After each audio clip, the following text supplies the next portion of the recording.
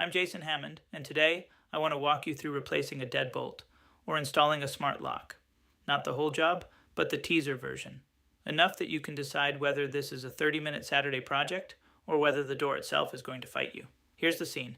Maybe your old deadbolt key is worn down and sticky. Maybe you just moved in and you want the locks rekeyed right now. Maybe you are tired of hiding a key under the rock and you want a keypad so the kids can punch in a code after school.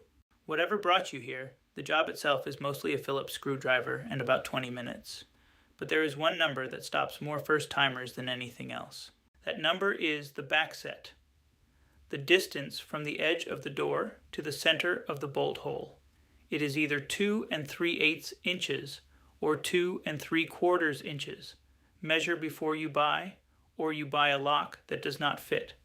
Most new locks are adjustable for both, but confirm on the box. Now here's what the job actually looks like. You open the door, 2 screws on the interior side of the old deadbolt, out, interior plate off, exterior cylinder pulls out the other way, 2 small screws on the edge of the door, out, the old latch assembly slides out. You set the backset on the new latch, you slide it into the edge of the door, bolt bevel facing the closing direction, 2 screws. You push the exterior cylinder through, aligning the tailpiece with the slot. You put the interior plate, or the smart lock motor unit, over the top. You screw it together from inside.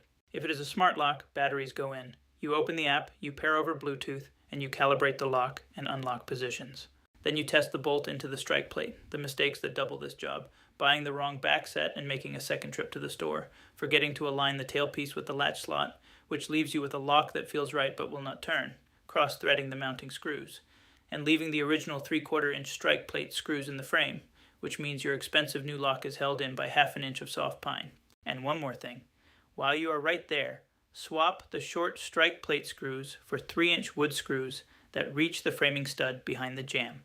That one upgrade turns a decorative strike plate into a real security feature, and it costs about 50 cents. For the full step-by-step, the smart lock choices, the app setup, and the extra security upgrades you can stack while you are right there, grab the complete guide at hammondreengineered.com. That's hammondreengineered.com. I'll see you in the book.